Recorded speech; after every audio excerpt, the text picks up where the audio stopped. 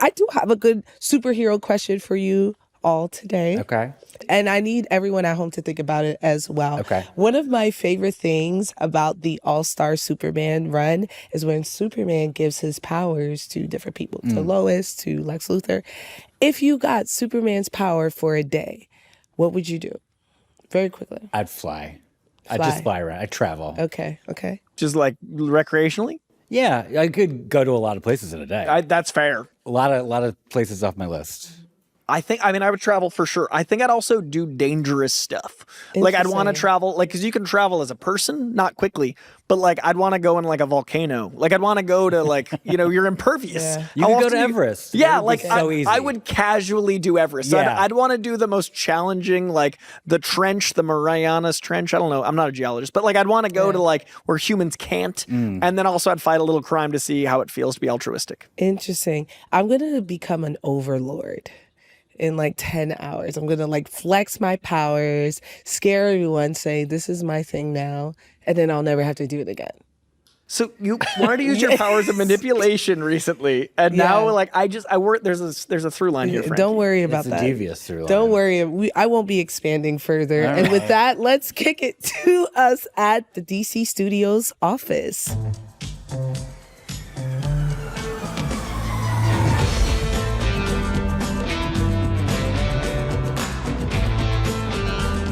So welcome to DC Studios Showcase. I'm nerd commentator Frankie Smith. I'm entertainment journalist Tyler Coates. I'm out from behind the desk. Comic correspondent Coy Jandro, feeling powerful. Well, it looks different. We're on the WB lot at DC Studios offices. And I have some fun facts. Maybe lesser famous Frank had this bungalow, Frank Sinatra. Have you guys heard of him? Compared to you. Compared to me, Yeah, of course. obviously, Yeah, right? yeah, The other Francis, he spells his name wrong with an I. It's crazy.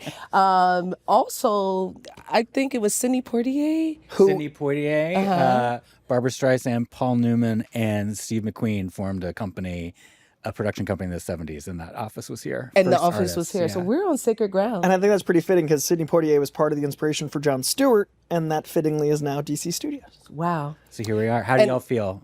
How do I feel? Let me tell you. I'm excited. I don't know if you guys know why we're here. You don't, because I haven't said it. Yeah. We know. They don't We know. know. It's a secret. But this is a very special episode. We have prolific filmmaker James Gunn coming in today. Right. That's right. That is insane. He is the co-CEO of DC Studios as well with Peter Safran. Let's break down who James Gunn is. Tyler, you got all the answers. So James is obviously the co-chief of DC Studios. He's also the writer, producer, and director of the upcoming Superman. He also created the animated series Creature Commandos, which we've talked about a lot. I may have heard of it. Yeah. Also, writer-director of The Suicide Squad. He created the Emmy-nominated Peacemaker, which I know you love that intro. Yes. And then, of course, before DC, he did the Guardians trilogy for Marvel.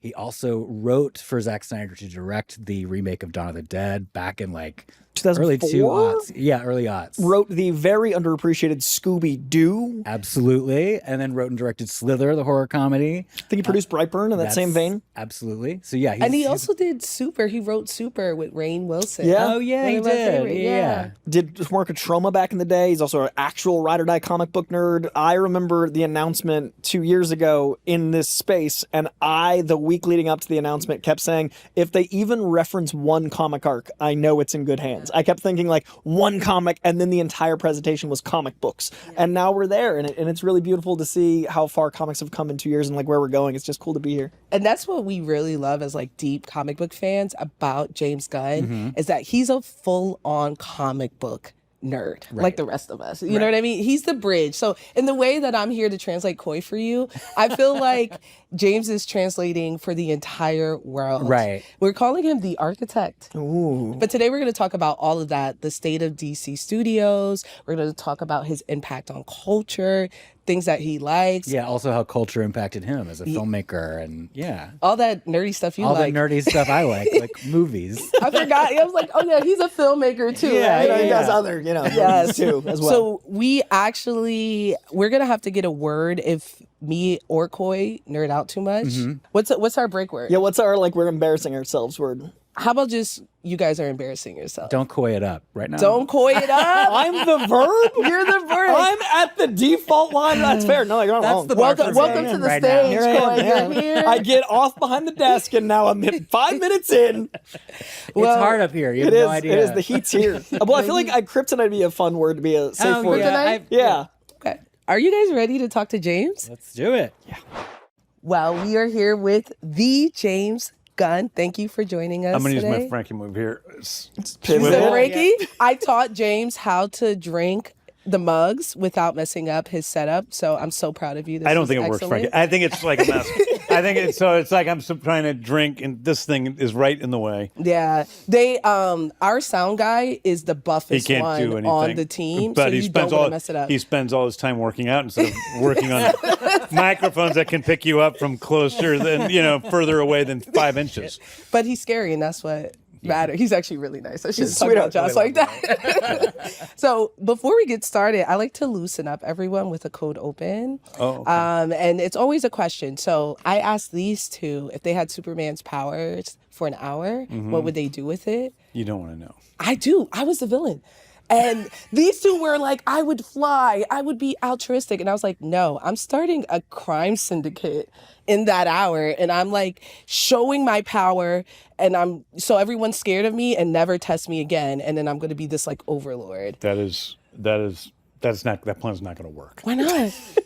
Because you're flying and people are going to think that you can fly, but you're never going to fly again. I don't ever need to fly. Maybe I don't fly. Also, why are you outing yourself as a supervillain? I don't believe it, because the real supervillain would never say that that's what they would do. Whoa. Like, I may think that, but I Then would you say, walk And then this I is would what say, happens, I'd go help Mother Teresa feed the poor. Yeah, of course. Because I'm a supervillain. I'm going to lie. Or I tell you a worse plan and I have a better plan that's secret. Yeah. Are you claiming a bait and switch right now after saying it earnestly? Listen, let me Okay. have this. Let me have this. James, you didn't give us your answer though. I would fly around and destroy shit with my laser vision. Just randomly? No, I mean, I would try to find some stuff that didn't matter that much, but I'd like to blow. I'm a kid who liked to, I blew up a lot of things as a kid. You know what I mean? I burnt a lot of things. Yeah. I blew up a lot of things. And I still like it, making movies. My favorite thing to do in making a movie is lighting a person on fire. That's the most, that gives me, It's your oh, thing. it's terrifying. It's terrifying. I don't know if you've ever been on set when a person has lit themselves on No, fire. I've never been on set. It's scary because they might burn to death. Yeah. And so when the moment happens and they're like, give the thumbs up, they're done, and everybody comes in and puts them out, and they're not a skeleton. That's a triumphant moment as a film director, and that's more important to me than making good movies. Getting red lit is not burning people to death. I think that's in a front really of good. 150 people. It's not. It's important. It's an important an underrated quality for a director is to not burn people to death. I love that. So you wouldn't ruin any monuments or anything cool? Like, why not? Because then it would have a new legacy. Like, the only reason why we know about the Liberty Bell is because it's cracked. So like if you knocked off Lincoln's head or took his nose off or something. Lincoln? James Gunn did this that. Of all people, Lincoln. There's so many monuments to destroy, and you're like, Hey, Lincoln, going to that's fine. let's fuck up Abraham Lincoln. I Yeah. have to commend you because you are so active on Twitter and you never spoil anything and you're threads. talking. Yeah. That's really good. Yeah. Is it actually you on Twitter? On X? Yes, it is. It is, but admittedly, it's not always me finding the questions. Sometimes, like my assistant Michael or somebody will send me a question, and I'm like, oh, okay, I'll answer that one, and then I send You're it. not reading So the replies all the time, all day long. that would be so. Yeah. I can't imagine being a joyous person making a movie about hope while being on X would not coach. let me like, just check But you notifications. actually like scroll through Instagram, you're looking at people, you're like seeing how excited everyone is. No, That's not you.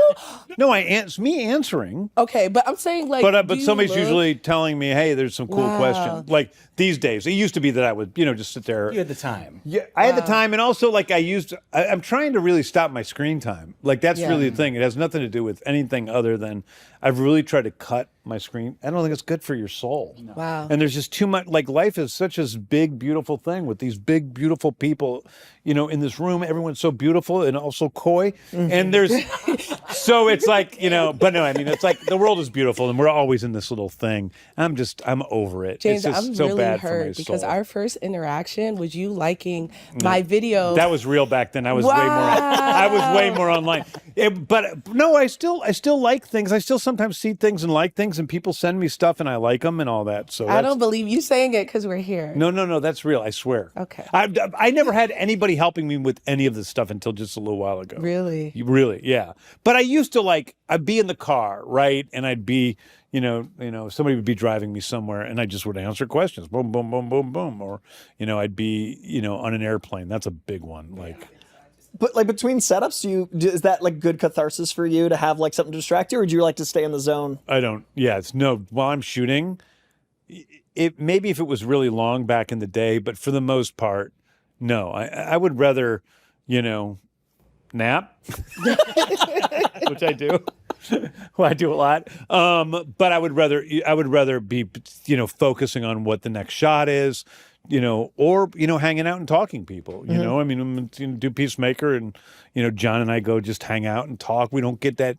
We don't, you know, he lives in Florida. I live in LA. We're good friends. We don't have that much time to like hang out. So we do that on set. And that's where, you know, we get to spend quality time together, especially because I don't have time in my real life for friendship.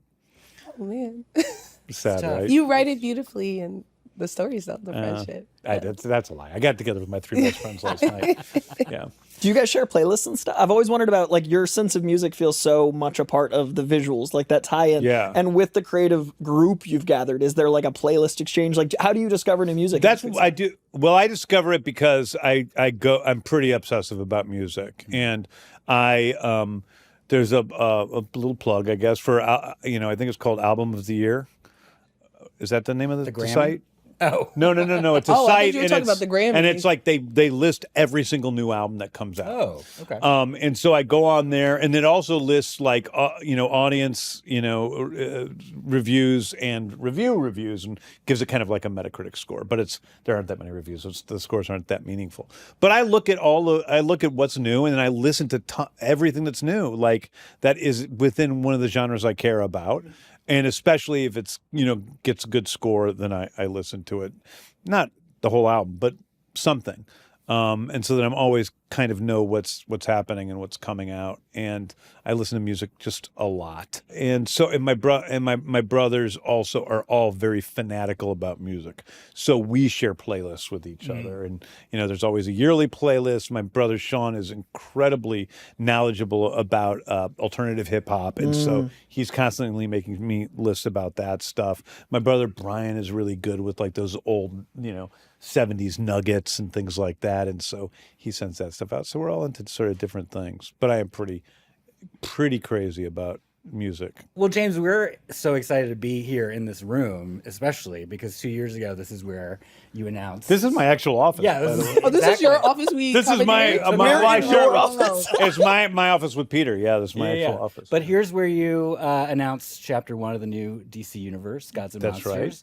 Right. How do you feel 2 years in? I mean, are you? We're really happy. I mean, we've got since that time, we have greenlit like 5 movies now or something. So we have Penguin, obviously, the Christopher Reeve story, Creature Commandos. So those are the things that we've released. And we got Superman coming out. We got Supergirl coming out. We got Lanterns coming out. We got Peacemaker season 2 coming out. What am I forgetting? Clayface. Heard of that one? That's a good one too. We're going to talk about that. That's one. really cool. I got a lot of questions. Yeah. Okay, good. Well, here's, you know, I love, whenever I talk to a writer, producer, director, I've talked to many. I don't think I've never talked to Subtle studio. flex. Which one did you like the I mean, least? I can't say that. Oh, the least? Yeah. I can't say that. I'll tell you afterwards. Okay. Might be a friend of yours. Who knows? They're listening right now. Exactly. But my favorite question to ask. Even my friends, I'll be a little gleeful that you hate Oh, them. of course you will. Of course you will. But my favorite question to ask of like any multi-hyphenate is when you're doing all these different jobs, like, and especially now that you're head of a studio too. Yeah. What is it like to make a decision as a producer, as a studio head, that maybe as a director, you'd be like, oh no, that's not what I would want to do? Have you had those conflicts at all? There is a little bit of a conflict because you always have to be really aware of what is best for the studio as a whole. Right. And that is not always the exact same for what is best for my ego as a director. Right. And I always was very responsible with my films, right? So I always came in under budget. I always cared about my movies, making their money back. I was always very responsible in that way. But now I care about those things even more. Right. So it's really important. For instance, when we're making Superman, we're making a movie for everybody. Right. Whereas that was pretty true with Guardians, but every once in a while there's like this dumb thing in there that I'm like, I'm going to put that stupid thing in, even though nobody wants me to. You know? It's subtly different, but it's still basically the same. I mean, I still feel like it's always been, the only thing I can do is just make the best movie I can.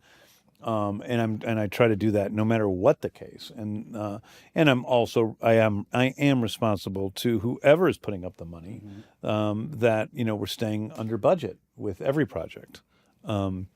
So those things are pretty much, it's always been part of my personality to be accountable, to be responsible, to care about, the well-being of the movie, both from an artistic standpoint and from a commercial standpoint.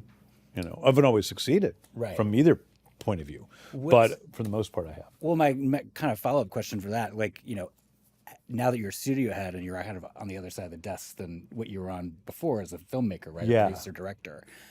Are there things that you learned in working with executives in previous projects that you're like, okay, that was great, that was bad, this is what I'm going to do. I'm going to be the best executive I wish I could work with.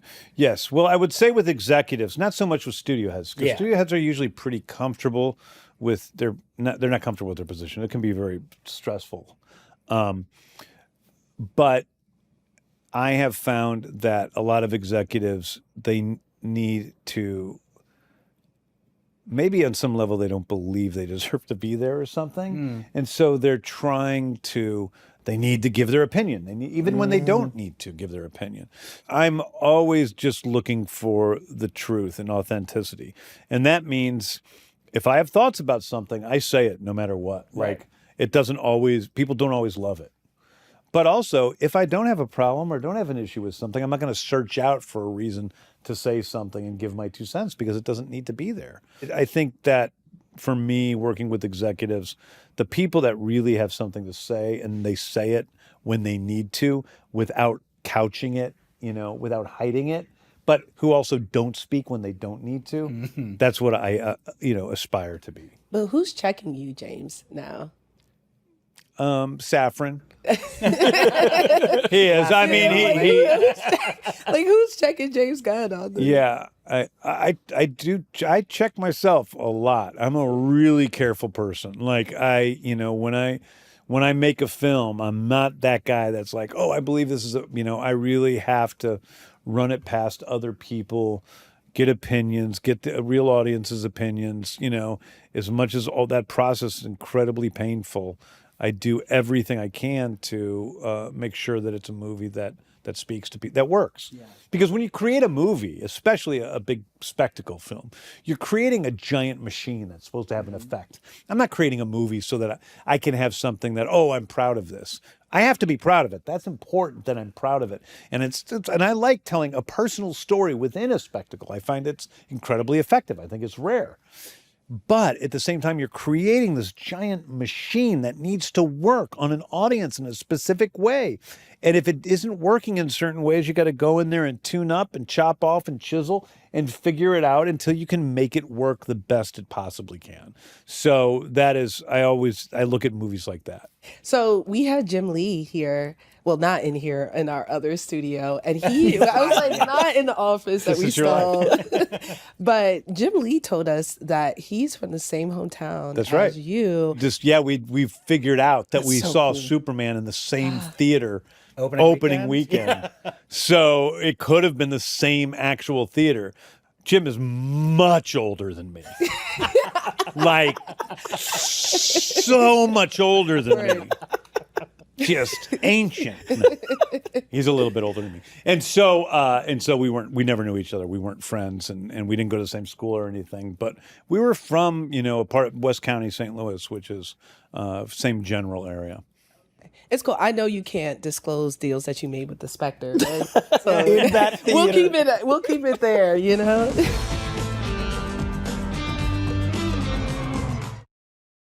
I actually had a follow-up similar to one of your questions about directing and the other side of the desk. With the lessons you've learned in directing and with your love of these characters as a fan, are there certain immutable rules or things about characters that when a director says, oh, I love that idea about that character, it pings you to want to work at them? Or do you look at things as their pitch, or do you have ideas you want for certain directors because of your style for the characters? Like chicken or egg with director versus character? I mean, I would say all those things. Okay. I think that, there are certain things about certain characters that I think are immutable. There's certain things about Superman, Batman, Wonder Woman, probably especially Shazam, that are very specific to those characters. That if somebody comes in and pitches me something that's totally different than that, I don't, think that they're not the right fit. But also, we're really open to, if somebody comes in with a pitch that's completely outside of what we expected, but it's great and it fits the character, then I'm like, oh, there's a bird in the hand, go with it. And then there's other projects in which I have very specific ideas about how it should go. So Batman Brave and the Bold is one of those things. It's something that we're working with a writer now. It's going really well, but I had a very specific idea about how it should go. And so we, I'm just very involved in the process of that film.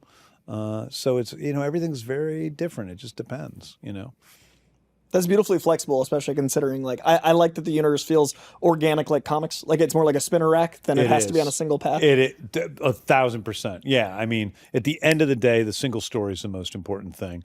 And then that's followed by the larger overarching story. I mean, I love comic books, but sometimes they do get a little busy and crazy, and I'm like, if I fall out for a couple of months and then I'm back in, I'm like, who is that what's going, I want to be careful to still, and it's great that we have these big overarching stories and comics that, last for a long time with tons of characters. I'm really enjoying the Justice League Unlimited stuff now. It's totally fun that all these characters are on the Watchtower together, that I don't expect the, challengers of the unknown to be with Airwave. And, it's just crazy. Yeah. So it's really fun, but at the same time, I also think that I still, want to make sure that we're telling these smaller stories that are not small, but singular. Yeah. And I think, both are important. And I think the Absolute Line is doing a really good job with those immutables, but pushing the boundary on it. Perfect and finding example. a new way. I mean, of taking these characters and what's their central concept that kind of makes them, and then let's change everything else besides that. Although I do love seeing those peacemakers in Superman. Incredible. That issue, so I was not ready for it. I love every time I now see Peacemaker shows up a lot in comics now. Yeah. And it's hilarious to me. That's so because funny. of you, though, right? Of course. It's absolutely. I mean, I'm not going to be false. It's not false modesty. He was first of all, I chose to put him in the Suicide Squad. And then John and I really loved working with John, and we had a great time, and we saw this character in the same way. And a totally messed up individual that was, like a lot of people I didn't like. Yeah. And so being able to play with that character then in a really deep format of television where you really get to know somebody. Now season two is crazy. Your iteration of the vigilante was inspired. Yeah. I absolutely love it. And I think it kind of goes in line with this, where I'm so used to seeing him so serious. Yeah. And now he's unserious and funny and a fanboy, and it was just such an interesting way. You'd have to be a little weird to name yourself vigilante if you're a vigilante. False modesty. Yeah. If my name was director. Yes. Or you would have to be the best at it. The absolute best. It's a little bit of a generic name. It's not. But yeah, I love that. I love Freddie Stroma. It is so fun to work with. He really ups the level in season two. Season two, we see a lot more Chris and Adrian as much as we see, Vigilante and Peacemaker. So there's a lot of fun of seeing those characters, but it's really about the relationships and, Harcourt and Peacemaker, that's a big thing. And then Danielle Adebayo keeping her friend. They are now best friends, and that's pretty cool to see. That's incredible. Yeah. I love the idea of working, kind of going in between mediums of television and film. I mean, very obviously visual, very similar there, but as you said, you can get really deep into a character in television in a way that you can't in film. I mean, are there certain stories that you kind of identify like, oh, this would be great for the TV space versus Definitely. cinema? Yeah. Definitely. Frankly, you're just able to take better, bigger risks in TV than you are in film. In film, it's really hard. If you want to make a movie based on a character people don't know, it's a pretty big risk. Right. In TV, the DC brand plus my brand plus whomever the actor's brand, that ends up like something like Peacemaker, who was a completely unknown character. We couldn't have gone out and made a Peacemaker movie. Right.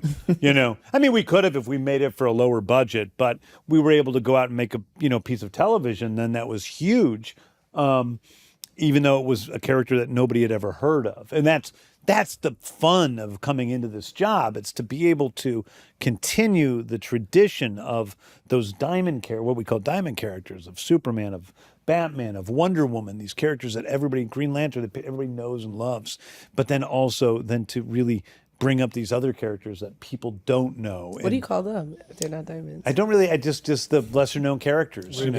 Everybody Rubies? From it's turning Crypto into a character that everybody's going to know. It's turning people know Supergirl, but it's pushing her up. It's Peacemaker. It's Weasel. It's like all of these characters and being able to give them a way to shine as well, and perhaps create those diamond characters of the next generation.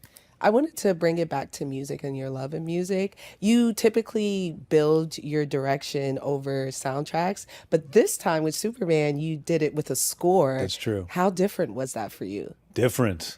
There's I love music. I love putting songs in movies. And there's a couple songs in Superman, but mostly it's score. And it's different. It's I get in some ways the first movie I've done that with, Yeah, because even going back to Slither and Super, they were pretty soundtrack heavy. Slither was a little different, but so it's it was different. I think there's a lot of ways in which, one of the ways I feel like that I'm able to grow as a director or an artist is to take away things that I rely on. I don't want to really call it a crutch, because it's not a crutch. It's just something that I used. And I think that like when I did Guardians. It was, I'd always, my work had always been very brash, very in your face, very, it's not that Guardians wasn't edgy, but very much about, the FU of it all, right?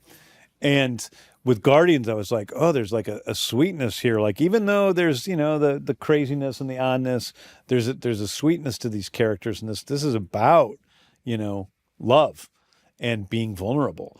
And so it was taking away a lot, and I learned a lot, not only about making movies and what people love, but also about myself through that process. And now it's doing it even more with Superman, taking away some of like the need to even be edgy in the first place, because Superman, it's always going to be different. Anything I do is going to be different, but it's not going to be, it isn't about that. It's not relying on that. It's not relying on the songs. It's about this pure, good, beautiful guy who is trying to get by in a world that isn't those things. And he just happens to have superpowers. Right. Do you think you're going to incorporate scores more in your future films and projects? Yeah, I do. Yeah, I do. What about you personally? Are you going to get a score for your own life? Just like a poser follow around. I would. Why not? You're James Gunn. If I get enough money, that would be the first. I saw the comic book cover of you. You look great in it. So that's right. Yeah, very very studly in that picture. Yeah, that's good. Thank you very much for that. I spoke to your hairdresser before we came in, and she told me that your hair is 100% natural. Your whole look.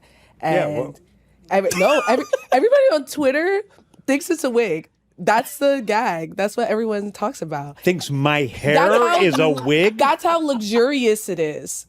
I know we're that's off a topic. compliment. It is a huge compliment. It's beautiful. It's luxurious. I cannot touch your hair, James Gunn. That's that wig. It is real, y'all. It is on screen. Pull it hard. I don't care. They're gonna be like, come out. Frankie. Okay, so My hair's real. For All those the of you, directions I saw this for going. those of you who are listening to the podcast and not are watching, watching us yeah. live, which is crazy, so you haven't seen me grab. I just offered Frankie. She kind of grabbed it, but she didn't pull it. Because Which and was then as soon as disappointing, I get off this set, they're like, "So, I want Frankie, to show can that we my talk hair to is you?" real. We were at such a sweet moment of like growth and Yeah, directing and and I'm moving like, crutches, "Is- Superman, and then Do you wear wigs? the Bilbo. I thought I heard every rumor about myself.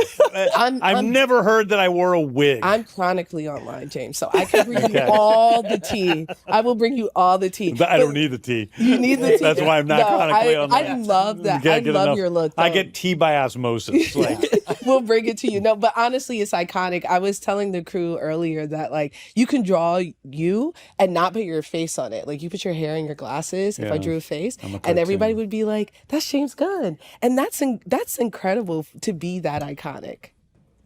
Yeah, you're like, What is one that's not a question, Frankie. You're like, I know, I'm giving you a compliment after I said Well, you thank may you. have Thank a you very wig. much. I am iconic. Thank you. That was an assist for me.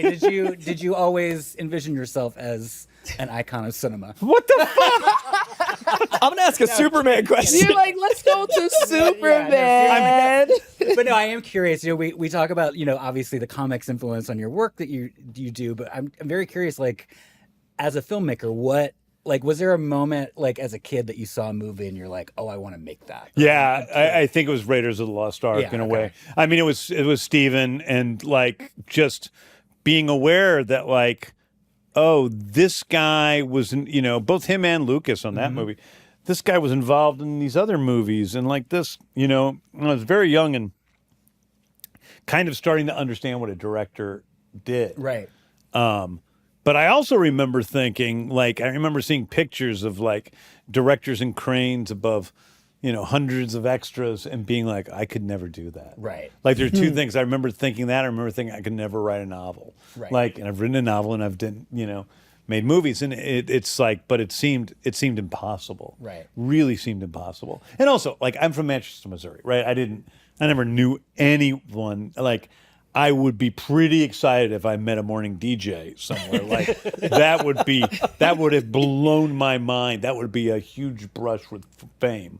One time I saw, when I was a real little kid, I saw Danny Kaye. If anybody, you guys know who Danny Kaye is. I'm the one who knows who Danny Okay. is. Yeah. I know because my mom. I saw Danny Kaye is an older man crossing with a bunch of bodyguards and sunglasses on the upper level of the airport that I was in.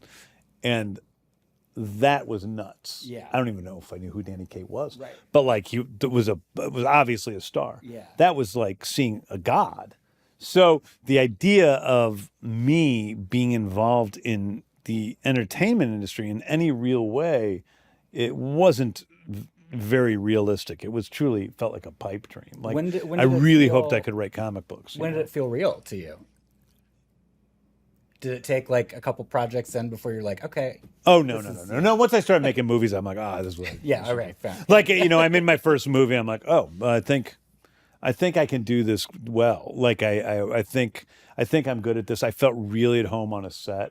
I mean, I had a strange experience where I came into a movie that I had never written a screenplay, didn't use a proper format, was hired for $150 to write my first movie, kind of, took over some of it and, it was just like a natural fit. I knew a lot about movies. I had made a lot of short films. So it wasn't like I came into it without knowing anything about cinema, but it wasn't what I thought I was going to do. This is my backup job. Right. This is my plan B. And plan A was Singing in a rock and roll band. Whoa. okay. Well, Do you want to do something for us right now? I do not. Okay.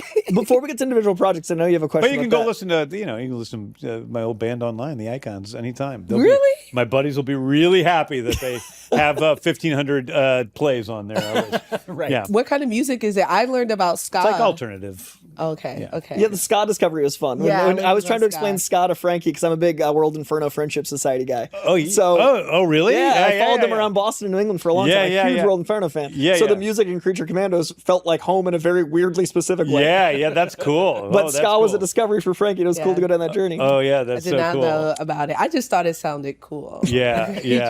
But like a 12-piece band with the lead singer, like it's something special. But before we get to the individual projects, you were talking about like edgy leading into the score and like the evolution there. And I've always loved that your projects have evolved from like a certain tonality into this found family element into, the way I'm perceiving Superman to me has always been he's got like these different families of the Daily Planet family and his family on the farm and also his Justice League family. Like he's a man of families. And since the film is a score, it feels like there's an emotional through line versus a soundtrack being an emotional through line with dialogue.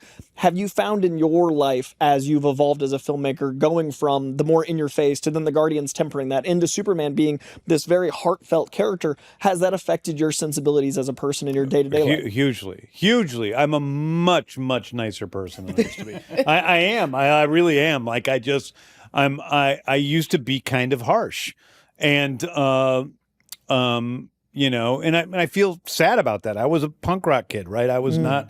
Got in fights all the time and was like just always kind of in your face. Started out making movies in the independent film, in New York during the heyday when everybody screamed at each other all the time. It was a very like angry place. Came to LA with that same attitude and everybody's like, who is this mean person? Had friendships break up early on because I was so incredibly intense about everything. And listen, I'm not that, you hear a lot of people say, well, that's the way I am. I'm just really intense. But no, it's not. I was mean. Like I could be nicer to people. I didn't need to be so, harsh all the time. And the other thing, one time a very good friend of mine, Dave, Yarovesky, who, is director, said to me, people listen to what you have to say. You don't have to yell, because I got used to being like the kid in the background that like needed to get attention and take control. Like on a movie set, when I was working for Trauma, in which I'm like, to be listened to, I had to be the loudest one. Right. And people don't do that anymore. I can now talk at my regular, incredibly loud voice, and people listen to what I have to say. They take into consideration what I have to say. I don't have to get upset. I don't have to overly state things, and that shouldn't be a part of what we're doing as creatives.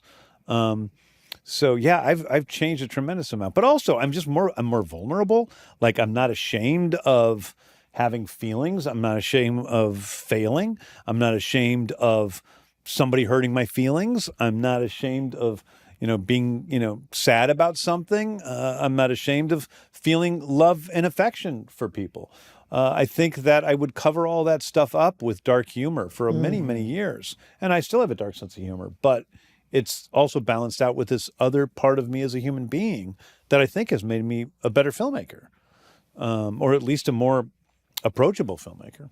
So it's beautiful to see the arc, and I really like. I found it with Scooby-Doo, and like that's such a different journey to Guardians. But there's a through line of that humor evolving as the sensibilities do, and Superman to me always took a certain maturation of the reader. Like to me, Superman doesn't make sense until you're whole. Yeah. So it's really interesting to see the person become together. Yeah. And I think when you see Superman, it really isn't a found family story. This Superman is about. There's an element of family. It's about his relationship.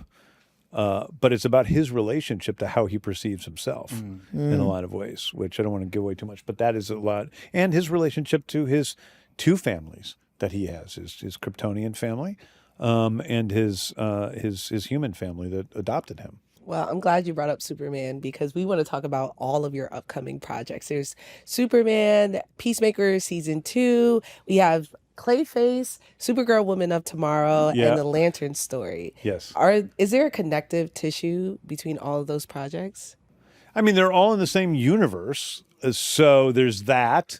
I think what's one of the interesting things is like how Rick Flag, Frank Grillo, He's in Creature Commandos. He's kind of the protagonist. Oh, we love for a while. Rick Flag. Yellow We on a love pilot Rick for a Flag reason. Sr. Yeah, so he's kind of a hero. Then you see him in Superman. He starts to change a little bit. He's a little bit different, and then he's pretty bad, and he's not the best guy in the world. I feel like getting in beat to Peacemaker, pulp by a metahuman would really change your outlook. So on I life. think That's perfect I for think you see it. Like what's great is that Frank is this just really wonderful actor.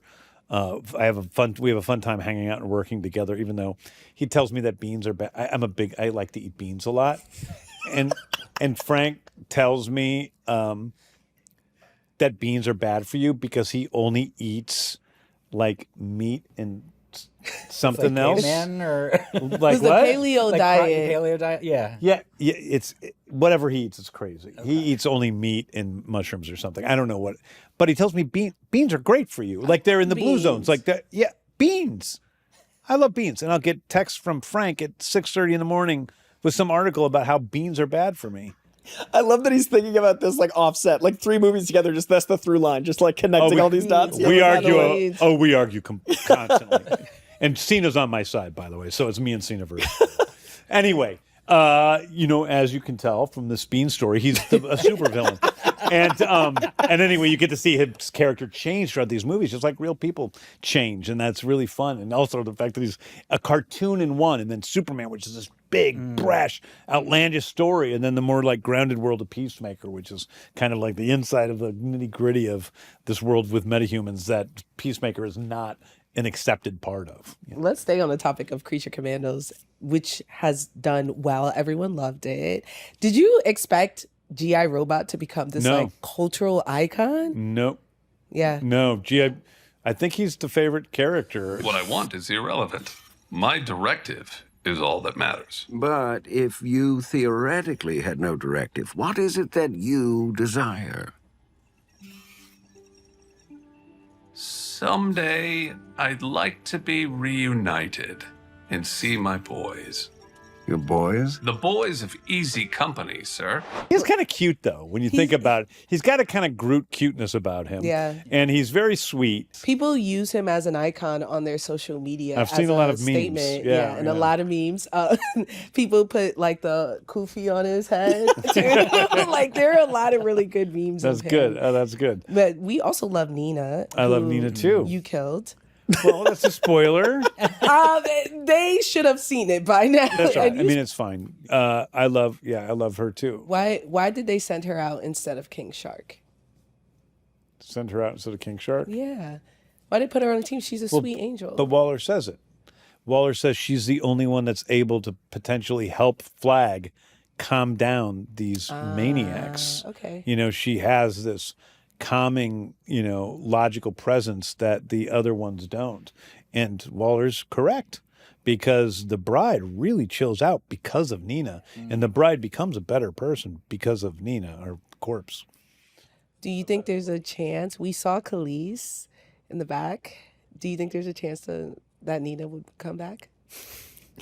You're just. I'm pretty big on. I'm slowly been edging to the end. I'm like, and so since we're here, I saw that as your goal question. I will say I'm pretty big on killing people and not bringing them back. I know. Because it's like, when you do it in the future, except for robots. Robots could be killed and come back anytime. Of course. But when people, when you start doing that all the time, then it doesn't mean anything. Right. And I want for people to go see my shows and my movies and everything else and be like, if somebody's life is at stake, that has real stakes. That has real value. Because once you start just killing people and bringing them back all the time, I think it's what messed up comics in the 90s. Yeah. Like it undermines a lot of the integrity of a certain medium. We don't want to Exactly. bring it to the visual medium. Exactly. And people expect it in the genre. I don't know if you've seen Young Justice on Max. I was Inside I don't the know house. if you have seen Young Justice, but they killed the Flash, the smaller Flash on there. And for 3 seasons, we were waiting for him to come back. And the show itself had to tell us he's not coming back. Yeah. Like we were all like, okay, this is the season. Yeah. Kid Flash comes back, and they're like, no, he's not dead. coming back. He's dead, and we had to learn. I'm very curious about, you talk about, obviously you're going to have a lot of these characters in different films, and Frank Grillo's character, for example. what is it like to kind of maintain or not maintain like a character's tone? Well, like when you see someone in Creature Commandos go into Superman and be a very different character when the audience expects. Do you get nervous about the audience accepting that change? Or is that part of the process of just... I think it's part of the fun. Yeah. So I think that, I mean, like, there are certain things, like, and I was like this during, when I worked at Marvel, I was really, like, I would get scripts with Rocket in them that didn't match how, like, I understood that character was my soul, So I would, always make sure that his voice always made sense, that what he did always made sense. And I do that with the characters in DC across all the films and television shows. They got to be true to, the character, especially if it's a character that I originated on film. Yeah. But also at the same time, like, for instance, one of the fun things to me is, it is an animated show, Creature Commandos. So, Rick Flag Jr. Sr. is a little bit different. He's a little bit more grounded in Superman, but it's also a big, huge, splashy spectacle. So that's different than Peacemaker. There's actually a few characters from Superman that are in Peacemaker. And it was so wild to me to direct those actors because just the different subtle style and writing of the show is just, it is grittier. It is more grounded. It is all these things when you're filming these same characters, same actors, in a totally different type of situation and role that's much more based around character than it is around plot. There's a totally different vibe to it. Right. And it's fascinating. For me, watching characters change like that is just fascinating. What is it like to kind of work with the actors on kind of different takes on the same? Well, that was the weird thing is I didn't say anything to the actors. They had the script. They came in. There's one, big character in Superman has a big, scene in Peacemaker, and that person, came in, and I didn't say anything. It was different because the vibe of everything is different. The lighting is different. The shots are different. The way we shoot it is different. The dialogue, of course, is different. So it was a really fun thing to see. And that's what I want to continue to bring to the DCU as a whole, is to be able to create stories that work individually, but have these characters and, people continue from one story to the next and be able to see them in a totally different light. Like one of the shows I loved growing up was, you saw the Mary Tyler Moore Show. I don't know if you guys you're all probably too, but did you ever see Lou Grant, the sequel? I never saw it, but I know of it. So Mary Tyler Moore Show is a situation comedy. Right, and that was like an hour-long drama. And that was an hour-long drama, a serious, journalistic newspaper story. I mean, it seemed very serious to me. I never saw it when I was older than 5. The contemporary version of that is And Just Like That, which is like a completely different tone than Sex and the City. Okay. Oh, is it? Yeah, it's an hour long. It's still funny, but it's kind of more of a drama. It's way more serious. Yeah.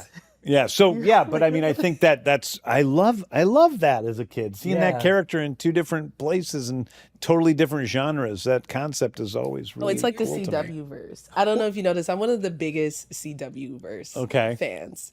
But it's like that. Like, you start off with Arrow, and then the Flash comes on Arrow, and he starts his but those shows. But the thing is, those shows were tonally very similar. You think so? Like, Legends of Tomorrow was very tonally different than Arrow. It was, but also kind of tonally different. Like in the same way, Guardians is totally different from the other stuff in Marvel. I see what you're saying. Like, it's like the difference between that and then Lou Grant and Mary Tyler Moore. One different. Is a 3 camp people. There was a sound. People are laughing. There's a audience laugh. It's like if I don't know who's a character from Big. You probably watch Big Bang Theory. Wow, okay. I called Mike Pilato. Okay, who's a character? Who's that? It's as if there was a deadly serious.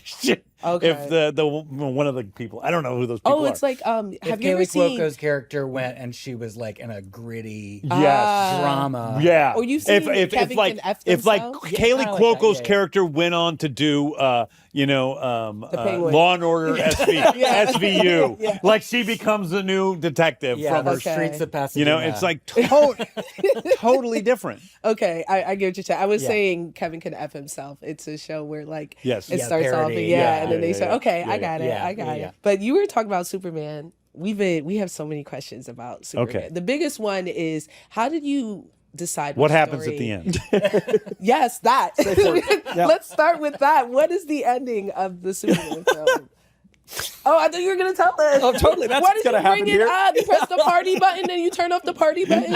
Oh, my goodness. Okay. I think Superman's one of the hardest characters to crack. I think Superman, like I said, like there's a wholeness. Well, I you think- said we had a conversation Which at we a party both- years ago that I don't recall. at Yeah, all. like a decade back. I think you're making it up. I will photo evidence. Chris, we need Chris as a judge. But I think that Superman is so hard to crack, and you talked about how there was a moment that shifted for you. I think this is really like this is, but that proves that I've been thinking about For years. Yeah. And for that's- years. and I I've brought been it up like before how do you do- camera. how do you do Superman? Like how to like. Literally a birthday party, you and I were talking comics, and Superman was something we were both saying that he's so difficult, he's so specific. And there's a moment, a light switch, at least for me. For me, it was Superboy and Con-El. Like my in was through Con-El, Yeah. and Con-El making sense made Superman make sense as I grew into the character. And then Superman, like the Tim Sale art, like I suddenly got the Americana. Yes. And then as I evolved into the John Byrne stuff, I got how he was more human. And Yes. then for me, it's always been a progression Yeah. of as I get older, I find new inlays to the character, and Yeah. he gets more colorful, he gets Yeah. more vibrant. And I know you mentioned your father and stuff that made you go,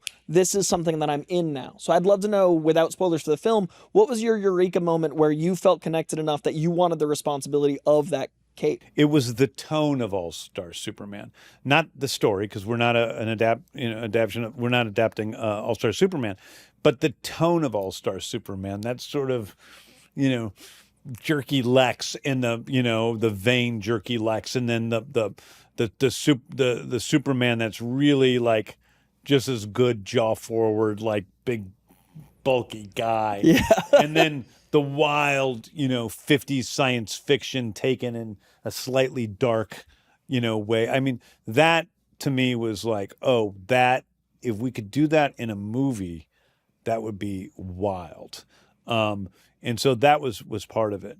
But for me, like I couldn't crack the story. And I mean, I've talked about this a little bit until my stupid dog that I got, I mean, this is totally true. I mean, it's like I was working. I knew I was going to try to write Superman. This was before I even had the job at DC. I decided to finally tackle it because I was offered Superman back before Suicide Squad, but I took Suicide Squad instead because I was scared. And so I finally decided, okay, I'm going to try it. Peter and I talked about it. He was going to produce. I was going to direct. And I started trying to play with all these ideas.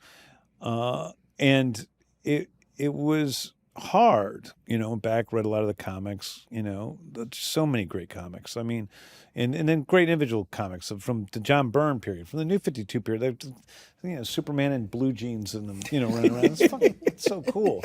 But it wasn't until I got so stupid. I got my dog. So I adopted this dog. He was raised in a backyard with 60 other dogs, and he was in a hoarding situation. He didn't know human beings at all. I went to the rescue place to look at the dogs, and he was just sitting in literally a pile of dogs. He didn't want anything to do with me, but I thought he looked funny because of the ear. And so I guess the part of me that likes funny dogs was like, I want the one with the stupid ear because his one ear sticks up like this.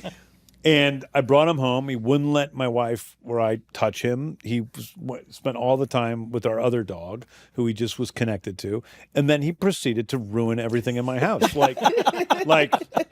He destroyed all of my furniture. Every time there was any sort of thing that was vaguely an animal on TV, he would attack something in the room and tear it apart, like an anger, like attack a pillow because there's a hyena on film. He destroyed my laptop. He'd just shoot up my laptop. He'd shoot up all my shoes. And whenever I walked around the house barefoot, which I am always barefoot in my house, he would bite my feet as hard as he could. And I would have to be like, and I'd be on a phone with somebody and I pace while I'm on the phone. And it's like, I can't scream because I'm on the phone, so I'd have to get up on my kitchen counter and like cross my legs so that my dog couldn't get to him. And then all of a sudden I'd look over and there he is, flying up and then tacking my feet. Like, and I couldn't tell whether it was because he hated me or what. And I'm like, oh, what if that dog had superpowers? We'd all be Yeah. This is the one. Put a cape on that thing. And I was like, boom. Wow, fascinating.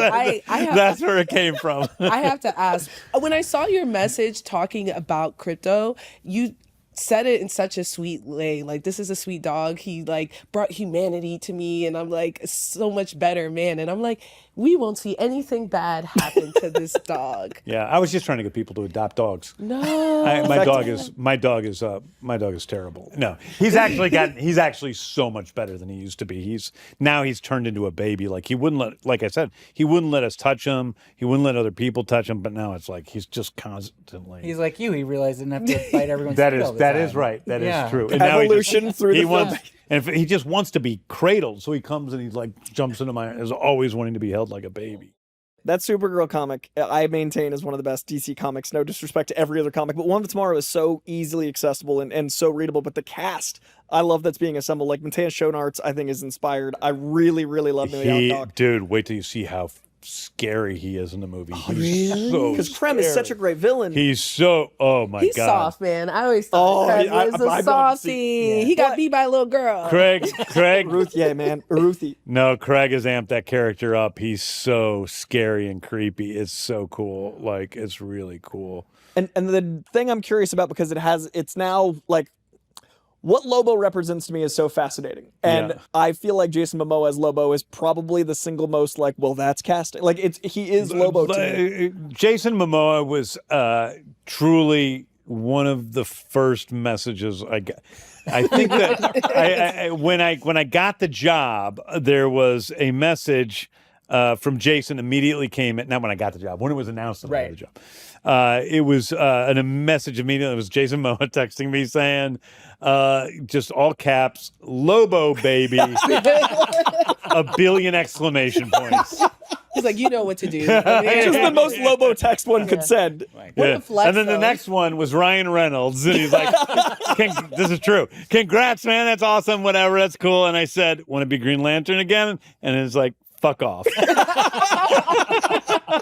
So my follow-up about Lobo was the original draft apparently Tom King did of the story was Lobo involved in that. Yeah. Is there an amalgamation of that original? Like, what are you doing to incorporate Lobo without telling about the movie? Like, have you taken notes from Tom? Because I know he's working with you on Lanterns. Is there an incorporation of some of the original draft ideas of how Lobo's involved? Tom works with me on I give Tom everything to read. Oh, amazing. So Tom read Creature Commandos. Tom read the second season of Peacemaker.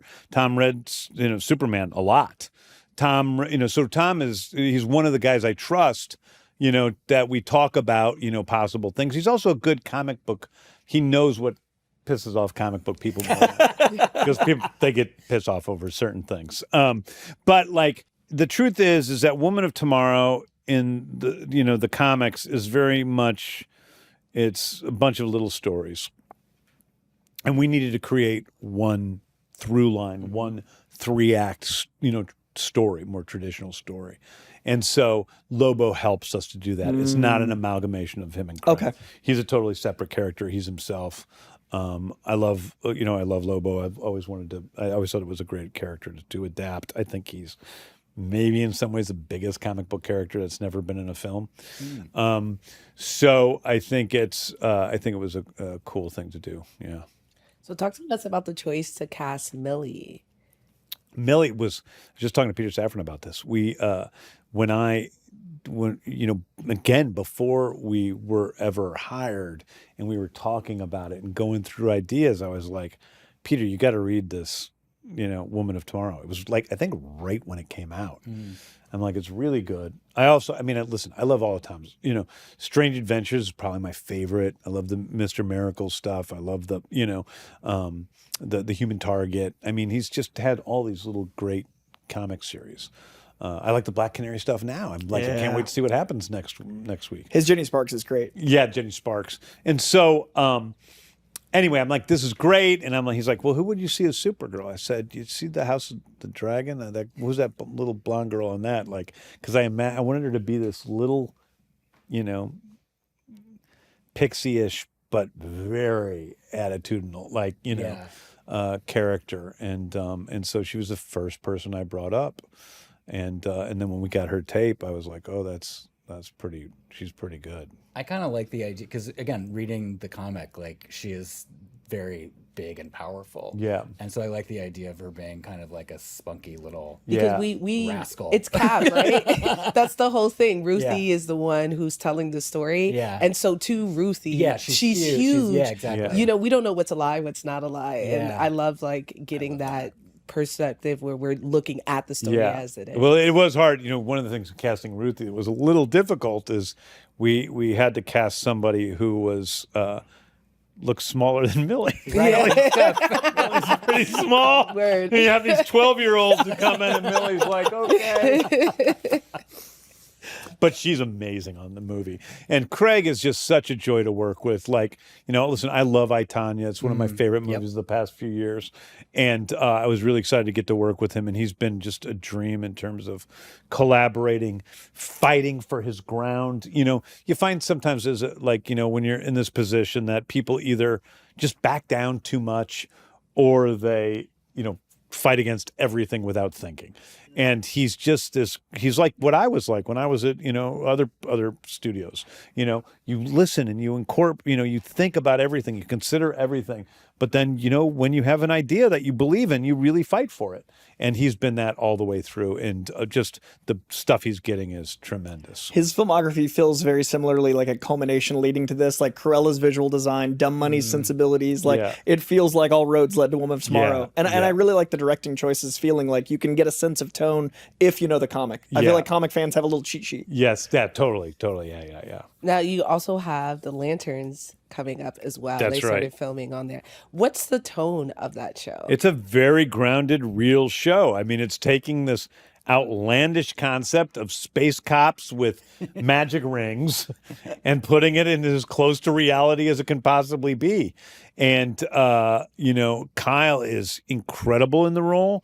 We were really lucky. Damon Lindelof was one of the very first people I met with. I'm a big fan of his stuff, and I love Chris Mundy from Ozark. And so that was kind of a dream team of those three people coming together, along with the folks at HBO, and it's kind of just been pretty smooth sailing the whole way. It's a beautiful, beautiful series, 8 episodes. The Rebel Ridge experience felt so much like a Jon Stewart audition tape than I can ever imagine watching. Like I watched Rebel Ridge and I was like, that's Jon Stewart. I knew Aaron already. Aaron was already at the top of my list. Oh, amazing. Aaron was almost Adam Warlock. Oh, wow. So, yeah, Adam. That would have been incredible. Yeah. So very short list, but the chemistry between Aaron and Kyle must be so essential, like the Hal Jordan relationship. Totally essential. In fact, we had them read together to make sure, just like I did with Superman.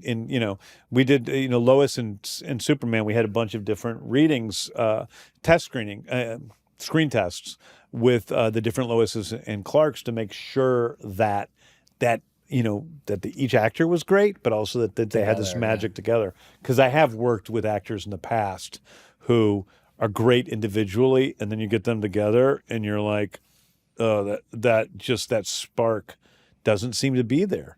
They could be even getting together off screen. I don't know, but it doesn't seem like it's there on screen. Right. Yeah. Sometimes they hate each other off screen, but it's there on screen. And it's like casting a third actor is chemistry.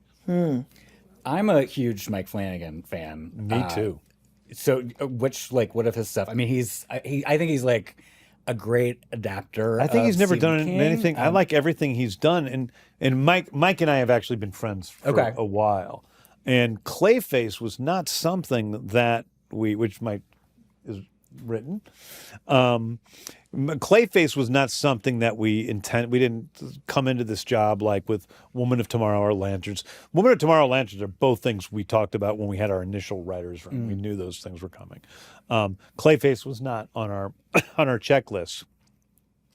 But Mike came in with a pitch for Clayface that was like, whoa, that is so cool. And then he wrote the the screenplay and fulfilled doubly on that promise. And the thing about Clayface that's so cool is Peter and I were like, back when we were like producing like, horror movies and Belko Experiment, all these things, I'm like, if we had gotten this script as a horror movie, not being a part of the DCU at all, it's like this amazing body horror film that we would jump at the chance of making.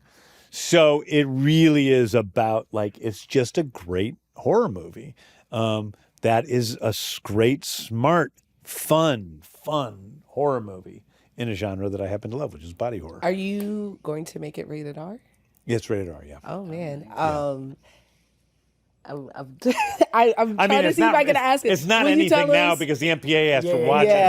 And, But you know what I mean. But it's most likely rated. Will you tell us pretty the intense. pitch that What? you gave us? Would you tell us the pitch that he gave? No. That's why I was like, You looked should at me. I ask? Well, because I had a thought, like, I personally, my view of Clayface is really specific to 2025. Like, I've always seen Clayface as a great commentary on AI and deepfakes and how you can betray the sensibilities. That's it. That stuff's that's in there. Yeah, Okay, really, that's yeah. what I was because I always- think he's such a 2025 character that no one considers. I now. always tied Yeah. him closer to like the substance type. Oh, yeah, character, that- like an actor who like. Well, I mean, in terms of the body horror of it all, like it's like my first movie I ever directed was Slither, total body horror, and this is like I think what Mike's done is outdone all those things. So it's pretty. I cool. think he's again like his Netflix shows. All those are such great adaptations. and Totally. it's, like, really classic Yeah. horror, spooky things that he really puts into. Especially House of Usher, Fall of the House of Usher. Yes. I thought like he put that into for an sure. incredible contemporary context. Yeah. I'm excited about that. So we've talked for an hour, and I have not wanted to have any sort of scoops because I don't want to know anything. But I got to know, just as a fan of comic books, your thoughts on Kyle Rayner, Mr. Miracle, and my precious baby boy John Constantine. Are these characters that you just, as a fan, enjoy that we can like? Hope to see. Kyle, John, and who was the third one? John Mr. Constantine, Mr. Miracle, Scott Free, yeah. Yeah. I like all three of those characters. The second two, I'm a way bigger fan. I mean, it's not that I'm not a Kyle Rayner's Rayner not the fan. top of anyone's list, but it's my Green Lantern. No, well, I mean, listen, I've been online enough to know that everybody has their own Green Lantern they like. The second that you say he's not your favorite, everyone becomes huge fans. I'm a guy. I'm a guy, right? You're a guy. So, like, well, you gave him that bob. What did you give him? Oh yeah, he's That- got. You think his haircut in the comics is hideous? I know, but you didn't have to adapt that to the film. Oh, yes, well, I it's did. so upset if I didn't I see did. that. It's None of that. like- Remember, Nathan Fillion's one of my best friends. You think I'm not going to give him the ugliest haircut How known did to he man? feel about that? He Oh. was like, put it on. Oh, he's so funny. Yeah. He's so funny. Like, he's funny in the movie, too. I defended he's it great. on X for you. I called it a fuck ass bob, but I said it was comic accurate. It is it was very necessary. comic. Oh, yeah. But I'm always curious, comic fans, for the like. Not, Scott Free's not a deep cut anymore because of Tom's book, but like That's right. Yeah, the I sensibilities love of that these character. characters That so character's special. great. And Constantine, I'm actually a pretty huge fan of. I was a huge. I mean, I read every Hellblazer comic as it was coming out. Simon Spurrier stuff right now is Yeah, is great. So he's a great character. I like that approach to magic where it wasn't so overwhelming and like, too powerful. yeah. Well, I love that. This has been an incredible conversation. Thank you, James. Thanks, guys. Hopefully, the first time you'll be on many more Many times. You could be a Believe me. regular. This force setup That's is right. very We'll nice. just take Coy. over the I was gonna say we're in office. his. This is your chair. See you later. Yep, that's it. Been a pleasure, guys. Comic correspondent. But Know where I'm thank out. you. We're so honored to have you here, for you to take the time to speak to us and be very cool. I feel bad it took me so long. I've appreciated what you guys have done from the beginning. I told you that in person, but like I've been so crazy busy, but I knew that I had to come on a show. I didn't think it was fair not to. And so I'm thank really, you. really happy that I could be here and, experience. Excited to see why you've been busy. Yeah. It's pretty fun to watch, but it's also fun to be here. So Amazing. And you were nice to my brother. So And I was missing your brother. It's very nice. Yeah. Thank you. He's a jerk. Well, for those of you at home, you can check out new episodes of DC Studio Showcase every other Friday, anywhere that you can find podcasts. You can also watch it on Max, which is very cool. And you can watch it on Max's YouTube and Spotify. You can watch. Did you know you can watch things on Spotify, James?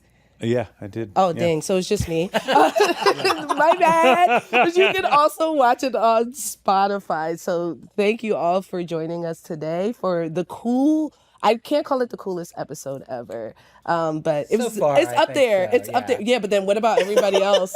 What was Everybody it? else who came, they're going to be like, oh, what about us? They'll understand. They'll understand. For one of the coolest episodes ever. Thank you all. And we're back. That was an incredible episode, but the coolness does not stop. In 2 weeks, we have David Corenswet, who plays Superman, and Nicholas Holt, who plays his adversary, Lex Luthor. Cannot wait. Dressed realized in this moment, looking at you, David Corenswet is also DC.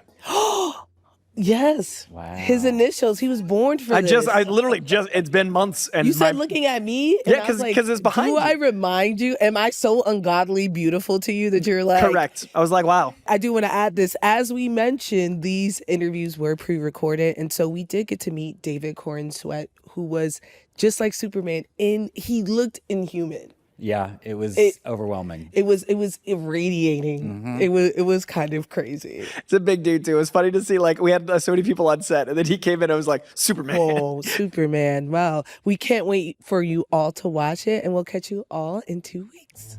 This was an OBB sound production for Max and DC Studios, hosted by Frankie Smith, Tyler Coates, with comic correspondent Coy Jandreau. Executive producers for DC Studios, Phil Soponides and Gary Barbosa. Executive producers for DC are Mike Pallotta and Victor Diaz. The executive producer for Max is Becky Rowe, and producers for Max are Savon Slater and Margaret Kelly. The executive producers for OBB are Michael Ratner, Scott Ratner, Arlen Konopacki, and Toby Lawless. Research producer Sam Harrison. Production manager Kevin Lynn, and the studio coordinator Elijah Matias. The director of photography Heath Gresham. The first assistant camera Chris Piper. The camera operator, Ben Cohen. Gaffer, Arthur Garcia. Key grip, Sam Satoski. Key grip, Alessandro Picasso. Production designer, Francesca Maldonado. Set director, Oscar Huezo. Lead man, Camilo Castano. Sound mixer and editor, Josh Falcon. On-set mixer, Darren Bowling. Composer, Ethan Walter of The Ringers. Post-production supervisor, Mariana Chrysostamo. Editor, Jesse Holland. Assistant editor, Mark Alcacid. Hair and makeup artist, Kendall Shannon. Our associate director of social for OBB, Lenore Castro. Senior coordinator social for OBB, Sharif Bukhari. Host coaching, John Luce. Talent booker, Tess Bartholomew. Production assistant, Terry Kraft. Antonio Cavallo.